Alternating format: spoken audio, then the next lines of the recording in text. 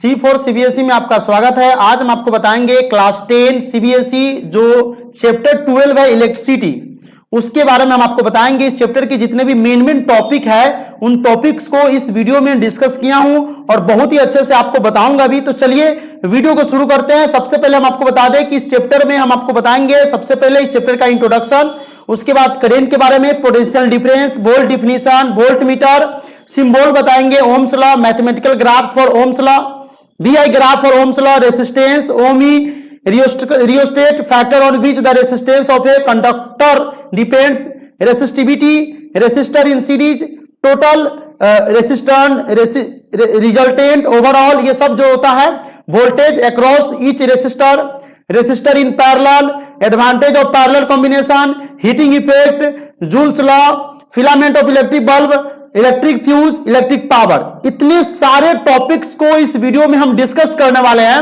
तो चलिए वीडियो को हम शुरू करते हैं। सबसे पहले इंट्रोडक्शन से, यहां पर जो कह रहा है कि चार्ज यानी इलेक्ट्रिक जो होता है एक तरह से चार्ज मतलब रखता है। तो चार्ज होता है जो fundamental particle in an atom, ये एटम का एक फंडामेंटल पार्टिकल होता है। इट में भी पॉजिटिव और निगेटिव, यानी चार्ज जो है वो पॉजिटिव हो सकता है और निगेटिव हो सकता है। यानी आप यहां पर देख रहे हैं माइनस, तो ये हो गया निगेटिव, और ये हो गया प्लस, तो पॉजिटिव। यानी चार्ज जो होता है वो पॉजिटिव और निगेटिव को अपने अंदर में रखता है। और ये चार्ज क्या होता है? फंडामेंटल पार्टिकल होता है इन एन एटम, एक एटम में ये फंडामेंटल पार्टिकल छोटे से कौन होता है, ठीक है। और ये प्लस और माइनस को अपने अंदर में रखता है। ये क्या करता है? लाइक चार्जेस, अगर एक जैसा चार्ज होगा यानी माइनस है और इसके साथ हम माइनस करेंगे तो ये रिपेल करेगा, इसको धक्का देगा, ठीक है। लेकिन unlike charge attract each other, अगर हम प्लस चार्ज है और उसको माइनस चार्ज के साथ कंबाइन करेंगे तो एक दूसरे को अट्रैक्ट करेगा। अगर हम प्लस को मान लीजिए कि बॉयज ले लेते हैं, गर्ल्स को माइनस ले लेते हैं, ठीक है। मान लीजिए कि गर्ल्स है और ये जो है बॉयज है, ठीक है। तो ये क्या करेगा? आजकल देखते हैं कि बॉयज होता है वो चैटिंग करता है या फिर बहुत सारी चीजें करता है, ठीक है। लेकिन हमको यहां पर यह समझाना है कि बॉय जो है वो गर्ल की तरफ अट्रैक्ट होता है। इसका मतलब क्या है कि लड़कों में पॉजिटिव चार्ज और लड़कियों में निगेटिव चार्ज है। इसका एक छोटा सा एग्जांपल है, गलत सेंस मत लीजिएगा क्योंकि हम आपको समझाने के लिए कह रहे हैं। लड़का कभी लड़का से एक्चुअली शादी करता ही नहीं है, होता है 1-2% केस में जो हो जाता है। बहुत सारे आप फेसबुक या इंस्टाग्राम पर पोस्ट देखते होंगे कि आज ये लड़की उस लड़की से शादी कर ली है, वो एक अलग केस होता है। लेकिन 99% केस में क्या होता है कि लड़का का शादी जो होता है यानी कि बॉय का शादी गर्ल के साथ होता है, ठीक है। तो इसका मतलब क्या है कि बॉय का शादी बॉय के साथ नहीं होगा। इसका मतलब हमको लाइक चार्जेस है, यानी लड़का लड़का को क्या करता है? रिपेल करेगा। रिपेल मतलब होता है धक्का देना, ठीक है, साइड करना।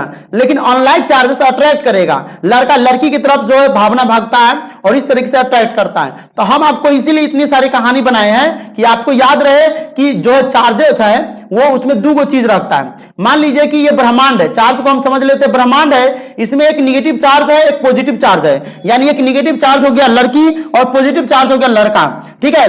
तो ब्रह्मांड जो है दो प्रकार की चीजों को रखता है, उसमें एक पॉजिटिव चार्ज है एक निगेटिव चार्ज है।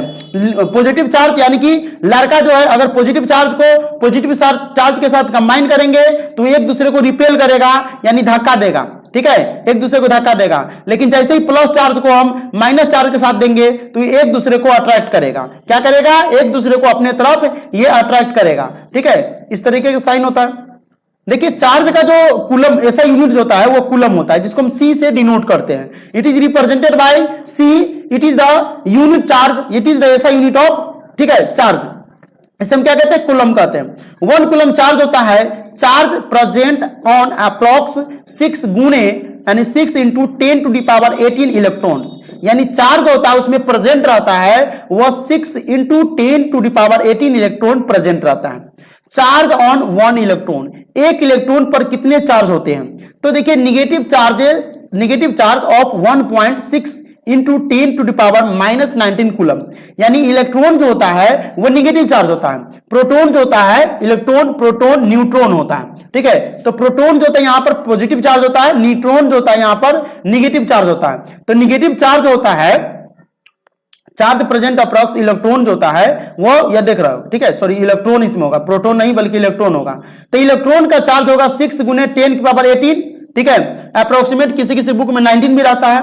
लेकिन न्यूट्रॉन जो रहता है, ठीक है, सॉरी इलेक्ट्रॉन ये भी इलेक्ट्रॉन है, प्रोटॉन ही आ जाएगा इसमें, क्योंकि इसमें इलेक्ट्रॉन दिया हुआ है तो इलेक्ट्रॉन जो है इसमें ही आ जाएगा। लेकिन एक जगह पर आपको देखना होगा कि प्लस चार्ज होता है, एक तरफ देखना होगा कि माइनस चार्ज होता है। लेकिन ये इलेक्ट्रॉन और न्यूट्रॉन, तो हम इसको प्रोटोने लेके चलेंगे, कोई तरह कंफ्यूजन। चलिए ठीक है, तो प्रोटॉन जो होता है वो प्लस वाला होता है, तो मान लो एक तरह से, और ये माइनस का चार्ज कितना है, तो तुमसे जो है हमेशा एग्जाम में जो पूछेगा वो निगेटिव चार्जेस पूछता है।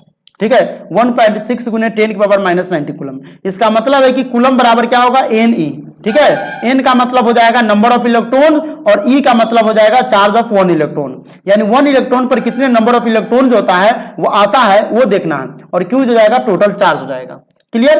अगला हम चलते हैं, इंट्रोडक्शन कंप्लीट हो चुका है, अब हम चलते हैं करंट के बारे में। देखिए करंट एक्चुअली होता क्या है, आप देख लीजिए कि the rate of flow of charge is called current. मान लीजिए कि ये हमारा एक तरह से पोल है, ठीक है, जिसमें तार गया हुआ है, यहां पर एक छोटा सा घर है मान लीजिए, ठीक है, यहां से हम तार को इसमें लाए, ठीक है, और यहां से स्प्लाइजर, मान लीजिए कि एक स्प्लाइजर है, उसमें हम यहां पर स्प्लाइजर रखे हुए हैं, ठीक है, ऑटो कट है, यहां पर बहुत सारी चीजें। अब हमको देखना है कि rate of flow of charge is called current. यहां से rate of flow of charge, जो करंट जो होता है किस गति से आ रहा है, उसका दौर कितना है।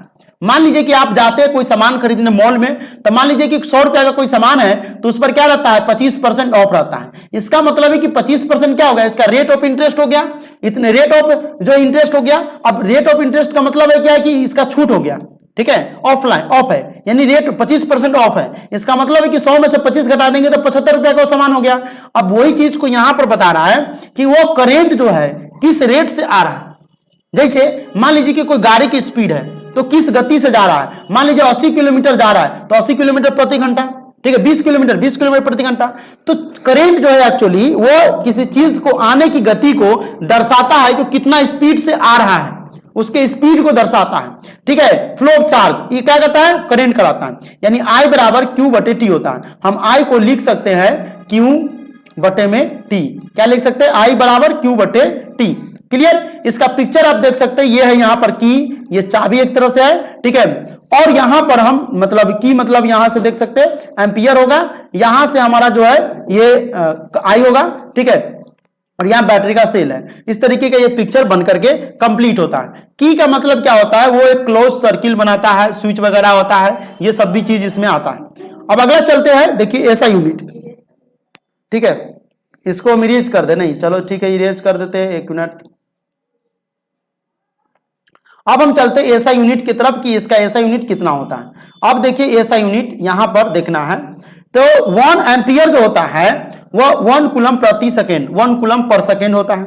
1 माइक्रो मिली, माइक्रो ये मिली है, हम बताए थे कि मिली का मतलब होता है 10 के पावर -3, इसको हम क्या बोलते हैं, मिली, ठीक है।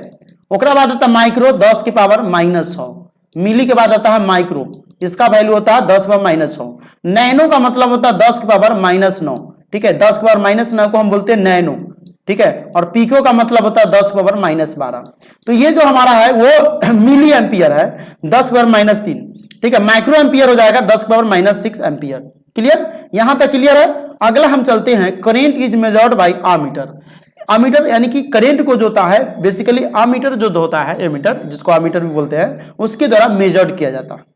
जैसे कोई गति चल रहा है तो हम उसको नापते हैं ना कि कितना किलोमीटर है, तो उसमें क्या रहता है, एक मीटर रहता है, आमीटर रहता है, करंट का अलग से करंट का है वो स्पीडोमीटर उसमें रहता है, स्पीड को नापने वाला है। ये आमीटर है करंट को नापने के लिए, इसका जो सिंबल होता है वो ए होता है, इसमें प्लस सिंबल रहता है, माइनस सिंबल रहता है, ठीक है। आमीटर है low resistance and always connected in series, इसका रेसिस्टेंस जो होता है वो लो होता है, इसीलिए इसको हम क्या करते हैं, हमेशा जो होता है सीरीज में कनेक्ट करते हैं। अब हम लोग देखेंगे direction of current. Direction of current का मतलब है कि करंट का दिशा क्या था, इज टेकन अपोजिट, वो हमेशा अपोजिट ही रहता था।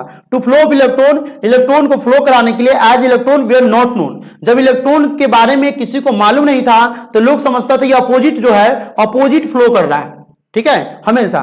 एट दैट टाइम, उस समय तक, when the phenomenon of electricity was discovered, जब इलेक्ट्रिसिटी के बारे में पता लगा लिया गया, ठीक है, तब पता लगाया गया कि करंट जो था वाज कंसीडर, करंट के बारे में जांच किया गया, पड़ताल किया गया, और तब जो है साइंटिस्ट सब ये किया कि to be flow of opposite positive charge, कि पॉजिटिव चार्ज फ्लो करता है, ठीक है। इलेक्ट्रॉन जो है बाद में पता चला कि पॉजिटिव चार्ज को फ्लो करता है। तो यहां तक क्लियर है कि करंट को हम ए मीटर से नापते हैं, इसका लो रेसिस्टेंस होता है। तो करंट को हम किस सीरीज में कनेक्ट करते हैं, तो सॉरी किस में कनेक्ट करते हैं, तो सीरीज में कनेक्ट करते हैं। आमीटर हमेशा सीरीज में कनेक्ट होता है, ठीक है। इसका है आमीटर जिसको बोलते हैं। अब अगला चलते हैं यहां पर पोटेंशियल डिफरेंस के बारे में।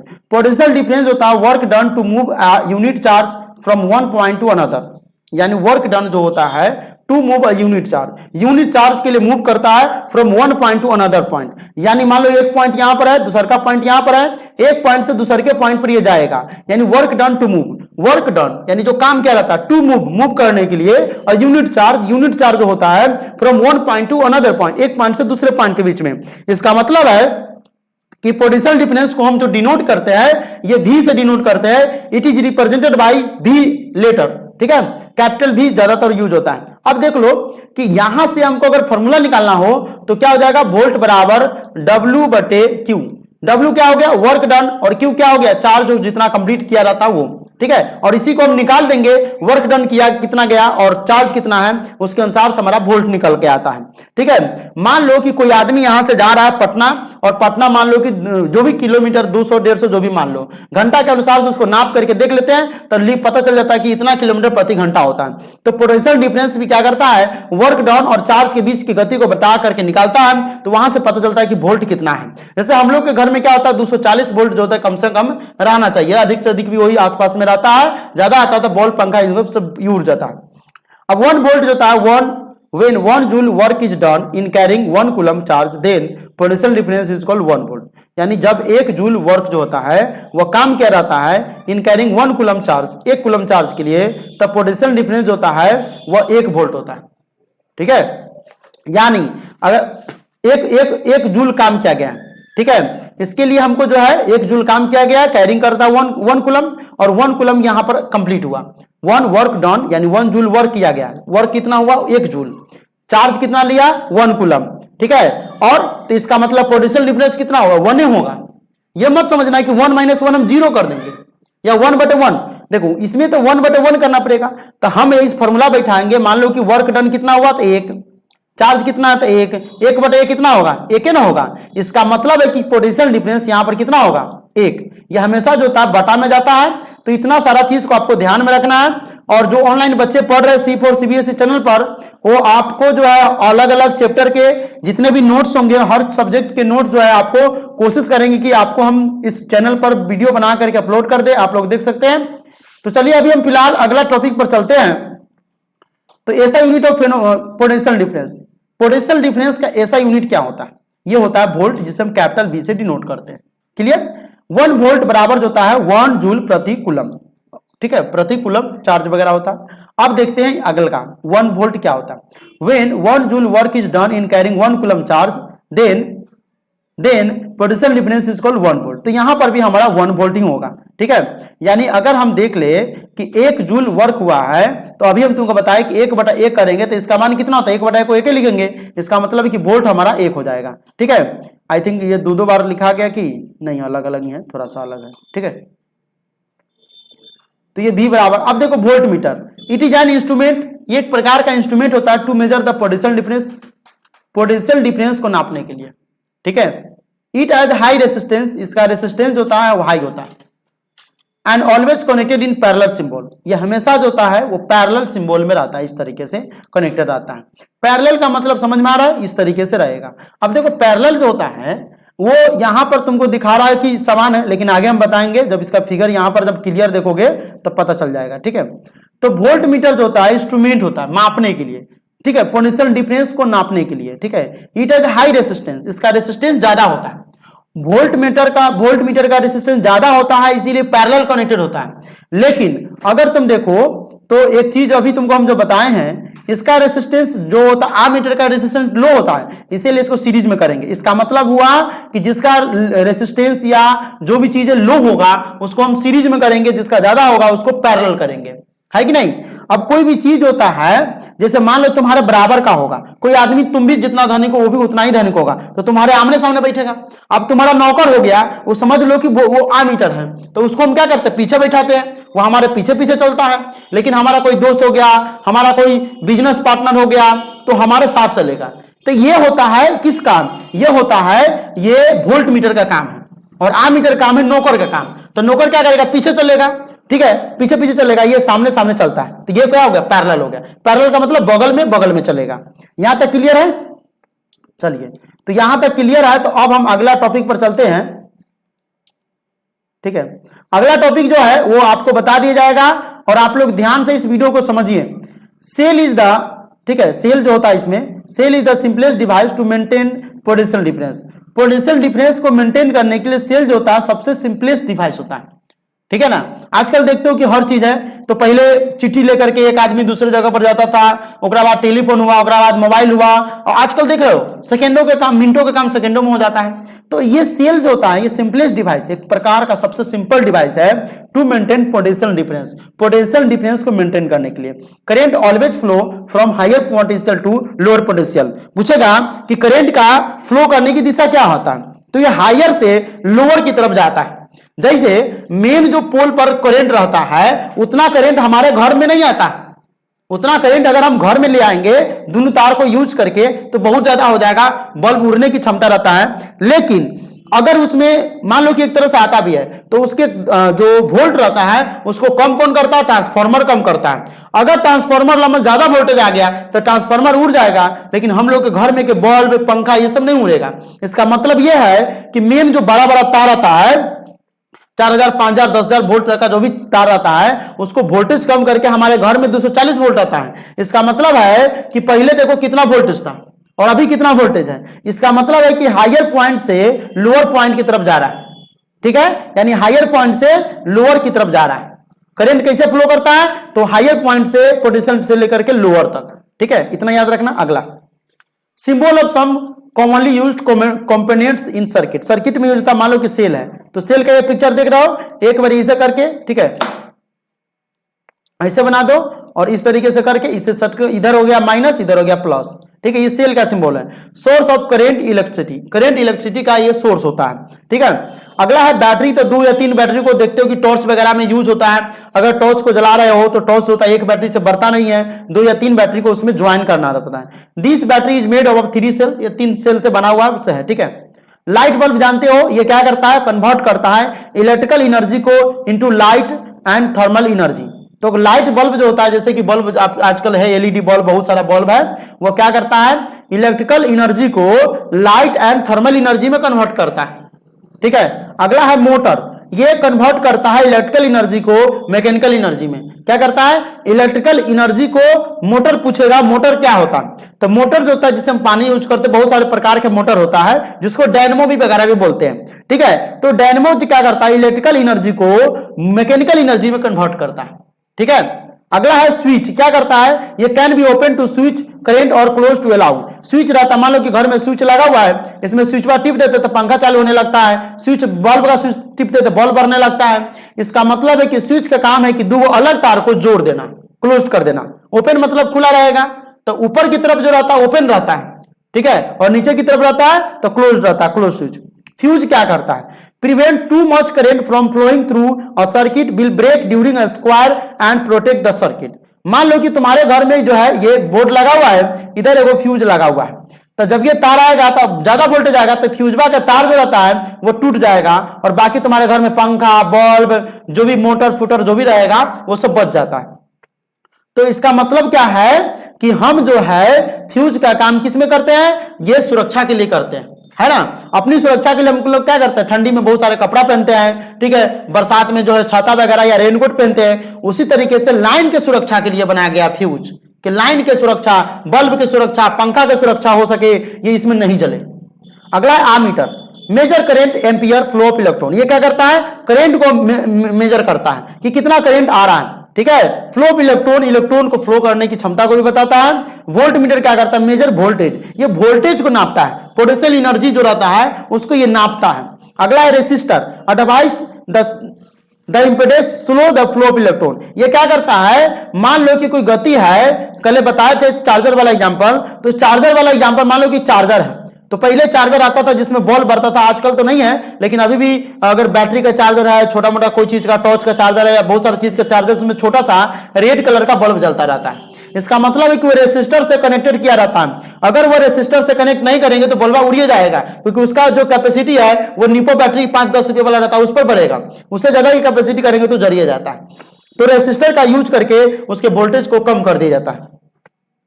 ग्राउंड कनेक्शन, कनेक्शन जो होता है इसमें अर्थिंग वगैरह होता है। तो मान लो कि पोल है, उस पर से एगो तार आया हुआ है, एगो तार धरती से ले लिया और यहां पर बल्ब जो होता है ग्लो करने लगता है।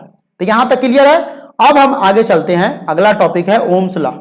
ये ओम का नियम क्या होता है, ठीक है, कोई भी बोर्ड हो, ओम का नियम बहुत इंपॉर्टेंट होता है। Potential difference across the 2 points of a metallic conductor is directly proportional to current passing through the circuit provided the temperature remains constant। यानी ओम्स लॉ जो होता है एक तरह से पोटेंशियल डिफरेंस होता है across the 2 points of a metallic conductor। Metallic conductor मान लो यहां पर है, यहां पर है, इसके दो पॉइंट के बीच के ये क्या करता है, डिफरेंस रहता है, अंतर रहता है। डायरेक्टली प्रोपोर्शनल टू करंट, और ये करंट के डायरेक्टली प्रोपोर्शनल होता है थ्रू द सर्किट, सर्किट के द्वारा, जो भी सर्किट रहेगा उसके द्वारा क्या करता है, करंट के डायरेक्टली प्रोपोर्शनल रहेगा।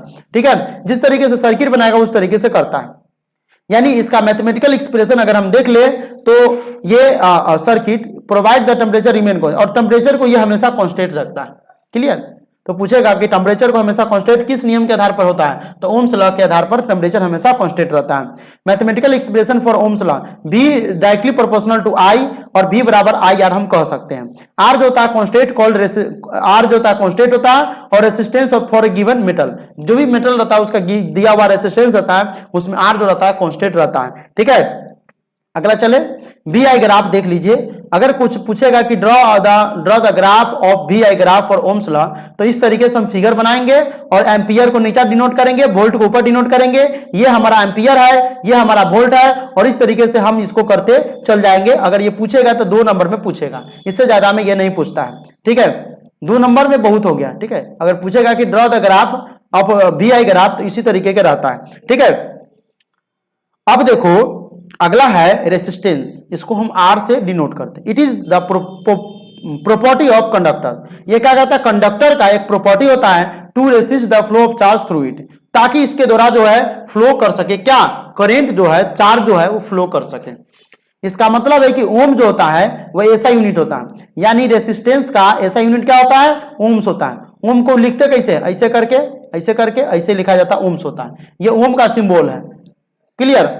अगला है 1 ओम जो होता है वह 1 वोल्ट बटे 1 एम्पियर होता है। 1 वोल्ट बराबर क्या होता है, 1 वोल्ट बटे 1 एम्पियर। अगला देखते हैं, when potential difference is 1 volt and current through the circuit is 1 ampere, then resistance is also 1 ohm। यानी 1 बटे 1 करेंगे, इसका मतलब क्या होगा, 1 आएगा। ये चीज जो है पहले भी था, 2-3 रूल में हुआ, इसमें भी यही होगा। रियोस्टेट क्या होता है, variable resistance is a component used to regulate current without changing the source of voltage. Rheostat जो होता है वेरिएबल रेसिस्टेंस होता है। ये क्या करता है, एक प्रकार का कंपोनेंट यानी तत्व होता है used to regulate current without changing the source of voltage, बिना चेंज किए हुए। ठीक है, अब होता क्या है कि कभी कभी हम टीवी देखते रहते हैं, ठीक है, और करंटवा जो होता है अचानक जो होता है कम आ जाता है, तो टीवी अब बंद हो जाता है या फिर बॉल भुकभुकाने लगता है, तो हम उसके लिए क्या करते हैं, स्टेबलाइजर का यूज करते हैं। और स्टेबलाइजर क्या करता है, उसको अपने मन वोल्टेज बढ़ा देता है, या फिर वोल्टेज बढ़ा दो फिर उसका हो जाएगा। ज्यादा वोल्टेज हो जाएगा, ऑटो कट रहता है, उसमें कट करके मिनिमम करेगा। तो इसमें भी काम होता है इसका। Factor in which the resistance of a conductor depend, यानी वैसे फैक्टर जिस पर जो होता है रेसिस्टेंस जो होता है, रेसिस्टेंस कंडक्टर का जो रेसिस्टेंस होता है वो डिपेंड रहता है। Resistance of a uniform metallic conductor is, यहां पर देख सकते हो 4 पॉइंट है, directly proportional to the length of the conductor. ये क्या करता है, directly proportional to the length of conductor. जो 4 पॉइंट हम तुमको अलग अलग पढ़ाए थे वही पॉइंट को यहां पर डिस्कस किया गया। Inversely proportional to the area of the cross section, area of cross section होता है इसका इनवर्सली प्रोपोर्शनल होता है। लेंथ ऑफ कंडक्टर होता है, लंबाई पर क्या करता है, ये डायरेक्टली प्रोपोर्शनल रहता है। Clear. Directly proportional to the temperature and depend on nature of material, temperature पर भी ये डायरेक्टली प्रोपोर्शनल रहता है। डायरेक्टली प्रोपोर्शनल का मतलब ऐसे depend on nature of material, और मटेरियल के नेचर पर ये डिपेंड करता है कि कैसे होगा, उस पर भी डायरेक्टली प्रोपोर्शनल रहता है। इतना क्लियर है। आगे चले, ये 4 गो पॉइंट जो है तुमको अगर पूछेगा कि resistance of uniform metallic conductor is, अगर या फिर फैक्टर पूछेगा, ठीक है, give 4 factor of resistance of a conductor depends, तो 4 गो पॉइंट जो हम लिख देंगे, ठीक है। रेसिस्टिविटी क्या होता है? It is defined as the resistance offered by a cube of a material of side 1 metre when current flows perpendicular to its opposite faces. इसका मतलब समझ लो कि ये डिफाइन करता है रेसिस्टेंस को ऑफर्ड बाय ए क्यूब, जो क्यूब के द्वारा एक तरह से ऑफर्ड किया जाता है, जो मटेरियल के एक साइड से रहता है, जिसका साइड होता है 1 metre, when current flow perpendicular, current जो था परपेंडिकुलर पर फ्लो करेगा। और अगर तुम क्यूब देखो तो क्यूब भी उसी तरीके का रहता है, परपेंडिकुलर टाइप का बनता है। इसका मतलब है कि perpendicular to its opposite face, opposite face के क्या करता है, ये परपेंडिकुलर रहता है। पर मतलब पर यानी पर हो गया, और पैरेलल मतलब समान, ठीक है। और सीरीज का मतलब ऐसे रहेगा, एगो ऐसे रहेगा, एगो ऐसे रहेगा, तो सीरीज में हो गया, ठीक है, समझ में आ रहा है। Its SI unit of ohm metre, इसका जो एसआई यूनिट होता है वो ओम मीटर होता है, ठीक है। रेसिस्टिविटी का एसआई यूनिट क्या होता है? ओम मीटर। यही तरह का ऑब्जेक्टिव जो है एग्जाम में पूछता है। Resistivity does not change with change in length और area of cross section, but it change with change in temperature, ठीक है। देखो रेसिस्टिविटी जो था कभी भी does not change with change in length, जब लेंथ चेंज करेगा तो ये चेंज नहीं करेगा, और एरिया चेंज करेगा तो नहीं करेगा, ठीक है, और एरिया ऑफ क्रॉस सेक्शन, क्योंकि लेकिन यहां पर अगला पॉइंट करा है, लेकिन ये चेंज कब करेगा? चेंज इन टेम्परेचर, जब टेम्परेचर चेंज करेगा तब ये चेंज करेगा। लेकिन अगर उसका लेंथ चेंज कर रहा है, उसका एरिया क्रॉस सेक्शन है वो चेंज कर रहा है, तो ये चेंज नहीं करेगा। लेकिन जैसे ही टेम्परेचर चेंज करेगा तो वो चेंज करेगा। Range of resistivity of metals and allows is 10 to the power minus 18 to 10 to the power minus 6 coulomb. यानी रेंज ऑफ रेसिस्टिविटी, रेसिस्टिविटी का जो रेंज होता है एक तरह से वो क्या होता है? 10 के पावर 8 से 10 के पावर माइनस 6 होता है। जैसे आजकल क्या है कि दुकान में अगर कपड़ा खरीदने जाते हो तो कभी कहता है आपको किस रेंज का कपड़ा चाहिए, 1000 से 2000 का रेंज का कि 2000 से 5000 का रेंज का, इस तरीके के दुकान पूछता है दुकानदार, ताकि कि हम उस रेंज को दिखाएं और पसंद कर लेवे। उसी तरीके से यहां पर रेसिस्टिविटी का जो रेंज है वो 10 के पावर रेसिस्टिविटी का जो मेटल का रेसिस्टिविटी है उसका जो रेंज होता है 10 के पावर माइनस 8 से 10 के पावर माइनस 6। अगर तुमसे पूछेगा कि -2 बड़ा है कि -3 बड़ा है तो क्या कहोगे? -2 यहां पर बड़ा है क्योंकि इसके पास -2 है, इसका मतलब कि 10 के पावर माइनस 18 छोटा है और 10 के पावर माइनस 6 बड़ा है। ये मत सोचना कि पीछे जा रहा है, इसका रेंज कम है, नहीं, ये बड़ा बता रहा है, उससे वो बड़ा बता रहा है। माइनस में उल्टा चलता है, प्लस में से उल्टा चलता है। Range of resistivity of insulator is 10 to power 12 to 10 power 17, यानी range of resistivity of insulator. ये देखो मेटल जो होता है रेसिस्टिव मेटल का जो है माइनस में जाता है, लेकिन इंसुलेटर का क्या होता है? प्लस में होता है। 10 की पावर 12 से यानी 12 से लेकर 10 की power 17 coulomb metre, sorry ohm metre. Clear? तो यहां पर ध्यान रखना है resistivity of alloy is generally higher than that of its constitute metal. इसका मतलब है कि एलाउ, देखो रेसिस्टिविटी ऑफ एलाउ, ठीक है, is generally higher than of its constitute metal. जो इसका मेटल होता है इससे ज्यादा ये हायर एलाउ करता है। एलाउज डू नॉट ऑक्सीडाइज, यानी कि बर्न करता है। ऑक्सीडाइज का मतलब कोई भी चीज जब जलता है तो बर्न करता है। जैसे हम लोग ऑक्सीजन लेते हैं और हाँ तो पहले सुनो ना, यहाँ पर देखो जब भी कोई चीज बर्न करता है, ऑक्साइड कर रहा है, ऑक्सीडाइज है, ठीक है, ऑक्सीडाइज का मतलब होता है बर्न करना, कोई भी चीज बर्न करेगा, ठीक है। तो जब भी कोई चीज ऑक्सीडाइज करेगा तो हम लोग खाना खाते हैं, बॉडी में ऑक्सीजन लेते हैं, तो ऑक्सीजन एक तरह से बर्न करता है उसको, और उसके बाद हमको कार्बन डाइऑक्साइड देता है। तो बॉडी में जाने के बाद कार्बन डाइऑक्साइड कहां से आएगा? जब तक बर्न नहीं करेगा तब तक कार्बन डाइऑक्साइड आएगा ही नहीं। इसीलिए readily at high temperature, so they are commonly used in electrical heating device. इसीलिए इसका जो होता है इलेक्ट्रिकल हीटिंग डिवाइस में ज्यादातर यूज किया जाता है। Copper and aluminium are used for electrical transmission. Copper और एल्युमिनियम जो होता है वो ज्यादातर क्या होता है इलेक्ट्रिकल ट्रांसमिशन में, इलेक्ट्रिकल ट्रांसमिशन के जो लाइन होता है as they have low resistivity, और उसका रेसिस्टिविटी लो होता है, उसमें कॉपर और एल्युमिनियम का यूज किया जाता है। क्लियर? अगला देख लेते हैं रेसिस्टर्स इन सीरीज। सीरीज में रेसिस्टर क्या होता है? When two or more resistors are connected in to end the arrangement is called series combination. जब दो गो के हम इन टू इंड कनेक्ट करेंगे इसका मतलब है कि सीरीज में रहेगा। अब देखो सीरीज में क्या पिक्चर यहां पर अगर तुमको कहेगा ड्रॉ करने के लिए तो इस तरीके का हम पिक्चर बनाएंगे। आप लोग जो यूट्यूब पर देख रहे हैं इसका पिक्चर को आप स्क्रीनशॉट कर सकते हैं। R1 है, R2 है, R3 यहां पर है और ये ग्रुप बना रहा है, ठीक है, R1 R2 और यहां से वोल्ट जा रहा है और ये प्लस पॉइंट है, ये माइनस है, यानी प्लस चार्ज है माइनस चार्ज है। यहां से I है और यहां पर भी I है, यहां पर A मीटर है और यहां से सेल का डायरेक्शन दिया हुआ है और यहां से की है मतलब स्विच है। ठीक है, इस तरीके का पिक्चर बनता है। इस पिक्चर को आप बना सकते हैं। हम इसको जो है हटा दे रहे हैं, मतलब मिटा दे रहे हैं ऊपर का लिखा हुआ को, और आप इसको स्क्रीनशॉट कर सकते हैं और इसका पिक्चर अगर आपको कहे बनाने के लिए तो बनाइएगा। अगला पॉइंट को देखते हैं हम, टोटल रिजल्टेंट या overall effective resistance in series. RS बराबर होता है टोटल रेसिस्टेंस रिजल्टेंट या इफेक्टिव रेसिस्टेंस जो होता है, इसका मतलब क्या हो जाएगा, तो टोटल रेसिस्टेंस जो हो जाएगा वो हो जाएगा R1 plus R2 plus R3। R1 plus R2 plus R3 ये टोटल हो गया। ठीक है, अगला देखते हैं, current through each resistor is same. Current जो है तीनों में एक जैसा जाएगा। Equivalent resistance is large than the largest individual resistance. Equivalent resistance होता है वो लार्जर रहता है than the largest individual resistance. बड़ा जो एक इंडिविजुअल व्यक्तिगत जो उसमें इंडिविजुअल रेसिस्टेंस होता है उससे ये बड़ा रहता है इक्विवेलेंट रेसिस्टेंस। ठीक है, अगला टोटल वोल्टेज बराबर क्या होता है, सम ऑफ वोल्टेज ड्रॉप्स। जितने भी वोल्टेज गया ड्रॉप्स किया वहां पर उस सबको जोड़ देंगे, यानी वोल्टेज बराबर क्या होगा, V1 प्लस V2 प्लस 3 बराबर टोटल वोल्टेज आएगा। Clear, voltage across each resistor. Voltage जो होता है 1 का लिए IR1 हो जाएगा, वोल्टेज 2 के लिए IR2 कॉम्बिनेशन कर देंगे, IR2 कॉमन ले लेंगे और उसके बाद वोल्टेज 1 वोल्टेज 2 3 को जोड़ देंगे, उसके बाद IR2 के साथ उसको कॉम्बिनेशन कर देंगे, यानी R रेसिस्टर 1 रेसिस्टर 2 है और V3 बराबर हो जाएगा IR3 इंटू V। ठीक है, इसका मतलब है कि IR हो जाता है। ठीक है, एक तरह से फॉर्मूला है, यानी V बराबर अगर हमको निकालना होगा तो IR1 IR2 R3। अब कॉमन ले लेंगे, सब में क्या है I कॉमन ले लेंगे तो R1 plus R2 plus R3 और ये I इधर भी है तो I से I कट जाएगा क्योंकि V बराबर IR होता है, V बराबर IR, तो I से ये हमारा I जो है, ये I जो देख रहे हो ना, ये I से I कट जाएगा, बचेगा R बराबर R1 plus R2 plus R3। एक तरह से सीध होता है। ठीक है, यहां तक क्लियर। अगला चलते हैं, रेसिस्टर्स इन पैरेलल। पैरेलल में जो रहेगा इस तरीके का रहेगा, देख लो फिगर को बनाने के लिए तुमसे पूछेगा तो कैसे बनाओगे। R1 देख लो पैरेलल है ऊपर नीचे ठीक है, तो पैरेलल वाला में ये ध्यान रखना है। फिगर को आप लोग स्क्रीनशॉट कर सकते हैं, फटाफट इसको स्क्रीनशॉट कर लीजिए।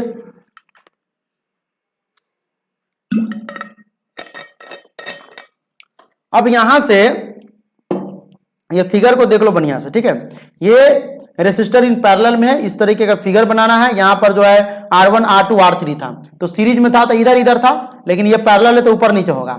यहां पर जो है I करंट फ्लो कर रहा है, यहां पर की है, यहां पर A मीटर इसमें यहां पर आता है और सीरीज वाला में यहां पर आता है ना।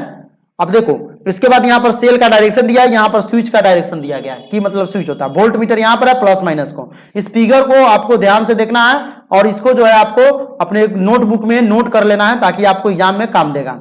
अगला हम पॉइंट को डिस्कस करेंगे, voltage across each resistor is same and equal to the applied voltage.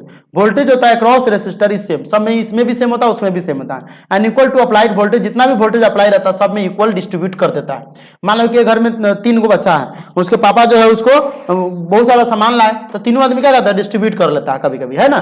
तो कभी कभी क्या होता है कि बड़का ज्यादा ले लिया, लेकिन एक्चुअली होता क्या है कि ज्यादातर में होता है डिस्ट्रीब्यूट कर देता है बराबर। जैसे एक बाप है बुढ़वा हो गया मर गया तो तीनों बेटा की जमीन तो डिस्ट्रीब्यूट समान होगा। Total current is equal to sum of currents through the individual resistance. Total जो करंट है is equal to sum of current, जितने भी करंट रहेगा उस सबका इक्वल हो जाएगा जुट करके। ठीक है, थ्रू द इंडिविजुअल रेसिस्टेंस उसमें भी यही होता है, इसमें भी लगभग यही होता है। ठीक है, तो उसमें जो होता है टोटल करंट जो होता है, यानी उसमें इक्विवेलेंट करंट जो होता है वो बड़ा होता है। ठीक है, टोटल जितना भी इंडिविजुअल करंट आता है उसमें बड़ा होता है, लेकिन इसमें टोटल करंट जो होता है इक्वल होता है sum of current through the individual resistance जो इंडिविजुअल आता है उसके थ्रू क्या करता है, इसको कनेक्ट करके जोड़ता है। यानी I बराबर I1 I2 I3, यानी B बटे R बराबर B बटे R1 B बटे R2 B बटे R3 ये होता है। यानी B बटे अगर हम R करेंगे यहाँ पर, ठीक है, इस 1 मिनट हो गया, इसका मतलब है कि V बटे R1, ठीक है, उसके बाद V बटे R2 इस तरीके से कनेक्शन होगा। Reciprocal of equivalent resistance is equal to the sum of the reciprocals of individual resistance. Reciprocal मतलब होता है उल्टा, है ना, रेसिप्रोकल करता है उल्टा कर देता है। इक्विवेलेंट रेसिस्टेंस, इक्विवेलेंट जो रेसिस्टेंस रहता है, ठीक है, वो equal to the sum of the reciprocal of individual resistance. यानी अगर हमको करना हो तो 1 बटे RP यहाँ पर जो कर रहा है, ठीक है, रेसिप्रोकल, ठीक है, रेसिप्रोकल इक्विवेलेंट रेसिस्टेंस जो रहता है वो क्या होता है, बराबर हो जाता है, वो रेसिप्रोकल ऑफ इंडिविजुअल रेसिस्टेंस, दोनों का रेसिप्रोकल जो है एक दूसरे के बराबर हो जाएगा। Equivalent resistance is less than the value of the smallest individual resistance in the combination. Equivalent resistance होता है वो कम होता है, ठीक है, than the value of the smallest individual resistance, जो स्मॉलेस्ट इंडिविजुअल रेसिस्टेंस रहेगा इन द कॉम्बिनेशन, कॉम्बिनेशन के अनुसार से, यानी कि उसमें कॉम्बिनेशन कर दिए रहते हैं तो रेसिस्टेंस जो होता है वो कम हो जाता है। इक्विवेलेंट रेसिस्टेंस का जो वैल्यू होता है वो कम हो जाता है स्मॉलेस्ट इंडिविजुअल रेसिस्टेंस की अपेक्षा, जब उसको कॉम्बिनेशन करते हैं, उसको कंपेयर करते हैं। तो क्या हुआ, अगला advantage of parallel combination over series combination. यहां पर देखिए in series circuit when one component fails the circuit is broken and none of the component work, ठीक है, कह रहा है कि इन सीरीज सर्किट में अगर हम कंपोनेंट को फेल कर देते हैं द सर्किट इज ब्रोकन, तो सर्किट ब्रोक हो जाता है, टूट जाता है, and none of the component work, और कोई भी कंपोनेंट उसमें काम नहीं करता है। डिफरेंट, यहां पर देखो different appliance have different requirement of current, this cannot be satisfied in series as current remains same। different appliance have different requirement of current। मान लो कि हमको मोबाइल के लिए चार्जर के लिए अलग करंट चाहिए, लेकिन लैपटॉप के चार्जर के लिए हमको अलग करंट चाहिए, टीवी के चार्जर के लिए, टीवी के चलाने के लिए अलग करंट चाहिए। उसी तरीके से हमको एक बड़ा कोई हॉल चलाना है, मूवी वगैरह थिएटर, उसके लिए एक अलग करंट चाहिए। तो जितने भी एप्लायंस होता है अलग अलग एप्लायंस के लिए अलग अलग करंट की जरूरी पड़ता है। This can not be satisfied in series as current remain same. ये सीरीज में कांस्टेंट नहीं रहेगा और सेटिस्फाई नहीं करेगा, क्योंकि हम अगर चार्जर यूज कर रहे हैं लैपटॉप का है, उसका कैपेसिटी ज्यादा होगा थ्रू मोबाइल के चार्जर से। उसी तरीके से अगर हमको कोई आजकल ऑटो रिक्शा, ई रिक्शा आ गया है, उसको चार्ज करना, उसके लिए ज्यादा करंट चाहिए। तो अलग अलग एप्लायंस के लिए अलग अलग हमको करंट चाहिए। The total resistance in parallel circuit is decrease. Total resistance होता है पैरेलल रहता है इन पैरेलल, और पैरेलल होने के बाद सर्किट जो होता है वो डिक्रीज होने लगता है, पैरेलल सर्किट डिक्रीज करने लगता है। Heating effect of electric circuit. Heating effect क्या होता है, if an electric circuit is purely resistivity, अगर इलेक्ट्रिक सर्किट होता है शुद्ध रूप से रेसिस्टिविटी है, the source of energy continuously get dissipated, ठीक है, dissipated entirely in form of the heat, this is known as the heating effect of the electric current. यानी कि बंटवारा हो जाता है, ठीक है, बराबर हो जाता है, डिसिपेटेड होता है। इसका मतलब है कि इलेक्ट्रिक करंट जो था प्योरली अगर रेसिस्टिविटी है तो source of energy continuously get dissipated entire in the form of the heat. जैसे जाएगा तो ई बराबर क्या हो जाएगा, देखो हीट हो रहा है, यानी बराबर होगा। This is known as heating effect of the electric current. इसका मतलब है कि यही जो है इलेक्ट्रिक करंट का जो होता है हीटिंग इफेक्ट जाना जाता है, ठीक है। अगला देख लो एज ई बराबर पी गुने टी, ठीक है, पी गुने टी और डायरेक्टली प्रोपोर्शनल होता है वी आई टी। इसका मतलब है कि ई बराबर क्या हो जाएगा, ई बराबर एच हो जाएगा, क्या हो जाएगा, ई बराबर एच हो जाएगा, ई बराबर एच हो जाएगा, ठीक है। अब हीट प्रोड्यूस करेगा एच बराबर 1 वोल्ट, मान लो कि वोल्ट वी आई टी। इसका मतलब है कि वी बराबर क्या होता है, आई आर होता है, ये फॉर्मूला याद है। हीट प्रोड्यूस क्या करेगा, एच बराबर I R square, I square R T, I square R T heat produce करेगा। इसको मल्टीपल कर देगा, जब यहां पर मल्टीपल पर करेगा, फॉर्मूला को पुट करेंगे तो आई स्क्वायर आर टी हो जाएगा, ठीक है। अब इसको जो है एक न्यूमेरिकल जो है अगले टॉपिक में हम लेंगे, न्यूमेरिकल कुछ इस चैप्टर का लेंगे ना, उसमें जब इसको हम न्यूमेरिकल बनाएंगे तो इसका हो जाएगा। आप लोग जो यूट्यूब वाले देख रहे हैं, आप लोग समझ लीजिए कि इसमें हम नोट्स बना रहे हैं। अगले टॉपिक यानी अगला वीडियो जो आएगा इस चैप्टर के जितने भी न्यूमेरिकल होगा सबको इस टॉपिक बाय टॉपिक न्यूमेरिकल आपको बताया जाएगा। Joules law of heating effect of electric current, it states that the heat produced in resistor is directly proportional to the square of the current। यानी कि H जो होता है वो डायरेक्टली प्रोपोर्शनल होता है आई स्क्वायर, यानी करंट का स्क्वायर का ये क्या होता है, करंट के स्क्वायर के बराबर होता है, डायरेक्टली प्रोपोर्शनल होता है। It is directly proportional to the resistance for a given current. ये डायरेक्टली प्रोपोर्शनल क्या होता है, resistance for a given current, जो भी करंट रहता है उसका डायरेक्टली प्रोपोर्शनल इसका भी होता है। It is directly proportional to the time for which current flows through the conductor, यानी एच जो होता है वो directly proportional to the time का भी है। इसका मतलब है कि एच बराबर क्या हो जाएगा, I square into R into T, ठीक है। आर इसमें करंट हो जाएगा, टी इसमें जो टाइम हो जाएगा, आई भी एक तरह से चार्ज होता है, ठीक है। अब देखो स्क्वायर ऑफ द करंट एक तरह से होता है, इसमें जो होता है रेसिस्टेंस, सॉरी आर जो यहाँ पर रेसिस्टेंस हो जाएगा, आई करंट हो जाएगा, मिस्टेक हो गया था। अब देखो heating effect is desirable in device like electric heater, electric iron, electric bulb, electric fuse. यानी हीटिंग इफेक्ट जो होता है कहाँ पर काम होता है, तो ये जो होता है इलेक्ट्रिक हीटर जो होता है, आजकल ठंडी में हीटर यूज होता है, इलेक्ट्रिकल आयरन आजकल देखते हो कि हो गया है, इलेक्ट्रिक बल्ब हो गया, इलेक्ट्रिक फ्यूज होगा, वहां पर हीटिंग इफेक्ट काम करता है, ठीक है। अगला है heating effect is undesirable in device, undesirable is device like computer monitor, CRT, TV, refrigerator.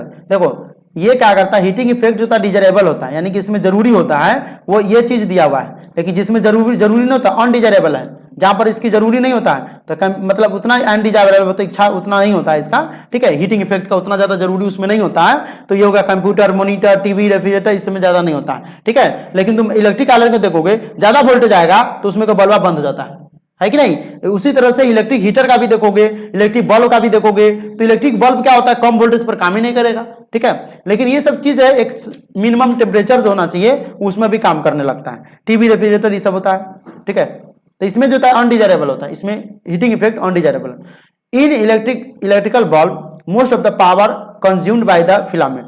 Electrical bulb जो होता है ज्यादातर जो पावर जो होता है वो फिलामेंट के द्वारा कंज्यूम किया जाता है। एपियर और heat and A small part of it is radiated in form of light. और ये क्या करता है, एपियर रहता है हीट के तरह से, and A small part of it is radiated in form of light. और छोटा सा पार्ट क्या करता है, रेडिएट करता है, मतलब लाइट को रेडिएट करता है और लाइट देता है, और धीरे से वो बड़ा होने लगता है धीरे धीरे। या फिर तुम कोई भी चीज को देख लो, हीटिंग इफेक्ट में पहले जो है गैस जलता था, ठीक है, शादी ब्याह में मूड़ी पर गैस जाके बैडमिंटन उसमें मीटर लगा देता था, मीटर को जलाता था तो पहले छोटा कम बेस होते होते फिर बड़ा हो जाता है, और लास्ट में क्या होता है, उसका जो होता है रोशनी जो होता है बहुत ज्यादा हो जाता है। लेकिन शुरू में वही तो गैस को लेकर के माथा पर जो रखने वाला गैस रहता है, या फिर शादी ब्याह में पूजा मटकोर में उसको माथा पर रख लिया पहले और चल जाता था। लेकिन आजकल क्या है कि फैसिलिटी बढ़ गया हुआ है तो जनरेटर लगता है, ठीक है। तो इसका मतलब है कि उसमें वोल्टेज शुरू में कम रहता है उसका, लेकिन उसके बाद वो हीटिंग इफेक्ट ज्यादा काम करता है। इसमें हीटिंग इफेक्ट नहीं करेगा, इस समय हीटिंग इफेक्ट नहीं करेगा क्योंकि ये हीट का इफेक्ट का कोई काम ही नहीं है इस समय, लेकिन ऊपर में करेगा। उसी तरीके से यहां पर भी है। Filament of electric bulb is made of tungsten because it does not oxidise readily at high temperature. ये क्या करता है, फिलामेंट जो होता है इलेक्ट्रिक बल्ब का वो जो बनता है वो टंगस्टन का बनता है, क्योंकि ये ऑक्सीडाइज नहीं करता, ठीक है। ये जलने के बाद कार्बन डाइऑक्साइड प्रोड्यूस नहीं करेगा। जो भी चीज जलने के बाद कार्बन डाइऑक्साइड प्रोड्यूस कर रहा है इसका मतलब है कि वो ऑक्सीडाइज कर रहा है। हमारा बॉडी भी ऑक्सीडाइज करता है, हम ऑक्सीजन लेते हैं लेकिन निकलता है कार्बन डाइऑक्साइड। हमारा बॉडी में जो खाना है वो ऑक्सीजन के कारण ऑक्सीडाइज होता है, ठीक है। It has high melting point, इसका जो मेल्टिंग पॉइंट होता है 3380 डिग्री सेल्सियस होता है, ठीक है। मेल्टिंग पॉइंट, बॉइलिंग पॉइंट तो नहीं मालूम, मेल्टिंग पॉइंट को देखो। The bulbs are filled with chemically inactive gases like nitrogen and argon to prolong the life of filament। अब फिलामेंट जो बल्ब पहले आता था ललका बल्ब जिसे गर्मी ज्यादा मिलता है, 10 रुपए वाला बल्ब समझ ना लो, ठीक है। तो उसमें जो फिलामेंट रहता है उसको सुरक्षा के लिए नाइट्रोजन और आर्गन गैस को उसमें डालते हैं ताकि वो सही रहे। इलेक्ट्रिक फ्यूज क्या होता है, it is a safety device that protect our electrical appliance in case of short circuit और overloading। इलेक्ट्रिकल फ्यूज क्या होता है, हम तुमको बताए थे, ये क्या करता है, शॉर्ट सर्किट लगने से या फिर सेफ्टी डिवाइस एक तरह से होता है जो इलेक्ट्रिकल एप्लीकेंस को बचाता है। अगला है fuse is made of pure tin or alloy of copper and tin. ये क्या करता है, टीन और कॉपर के कॉम्बिनेशन से या फिर टीन के एक प्रकार के मिला करके बना सकते हो, कॉपर के मिला करके बना सकते हो, और इस तरीके से फ्यूज बनता है। Fuse is always connected in series, ये हमेशा जो होता है सीरीज में कनेक्ट किया जाता है, ठीक है। Fuse has low melting point, इसका मेल्टिंग पॉइंट लो होता है। Current capacity of fuse is slightly higher than that of the appliances. अब देखो इसका जो कैपेसिटी होता है, जो भी एप्लीकेंस उसमें जोड़ेंगे उससे ज्यादा इसका कैपेसिटी होता है एप्लियंस का। एप्लियंस से ज्यादा कैपेसिटी किसका होता है, फ्यूज का कैपेसिटी होता है, ठीक है। इलेक्ट्रिकल पावर क्या होता है, लास्ट टॉपिक है। The rate at which electric energy is consumed or dissipated in an electric circuit. ये क्या करता है, rate of at which electric energy is consumed, electric energy को कंज्यूम किया जाता है। और कंज्यूम का मतलब होता है कि आग्रह करना, अपने अंदर लेना, ठीक है। और dissipated in an electric circuit को डिसिपेटेड करता है, मतलब मल्टीपल कर देगा। तो P बराबर वी आई, यानी P बराबर आई स्क्वायर इंटू आर हो जाएगा, यानी V square into R, V square बटे में आर, सॉरी वी स्क्वायर बटे में आर। ऐसा यूनिट ऑफ पावर, पावर का ऐसा यूनिट क्या होता है, वाट होता है, जिसको W से डिनोट करते हैं। 1 वाट बराबर क्या होता है, 1 वोल्ट गुने 1 एम्पियर। 1 वाट बराबर 1 वोल्ट गुने 1 ampere. Commercial unit of electrical energy, electrical energy का कमर्शियल यूनिट क्या होता है, kilowatt, kilowatt hour, kilowatt hour, kilo पर वाट जो करता है ना, तो kWh होता है, इसका commercial unit of electric energy का। अगला है 1 किलोवाट जो होता है 3.6 गुने 10 की पावर 6 जूल होता है। 1 किलोवाट बराबर कितना होता है, ये पूछता है ऑब्जेक्टिव में, ठीक है, इसको याद कर लेना। 1 किलोवाट बराबर 1 यूनिट ऑफ इलेक्ट्रिक एनर्जी, नहीं कहता आज इतना बिजली खपत हुआ है, और मीटर में जो रहता है किलोवाट के अनुसार से ही रहता है। इस तरीके से अब आपको जो चैप्टर 12 था बिहार सीबीएसई बोर्ड के लिए, उसका हम पूरा बता दिया है। इसका न्यूमेरिकल हम अगले वीडियो में बताएंगे। तो फिर हम आपसे मिलते हैं अगले वीडियो में न्यूमेरिकल के साथ। तब तक इस चैनल को देखते रहिए।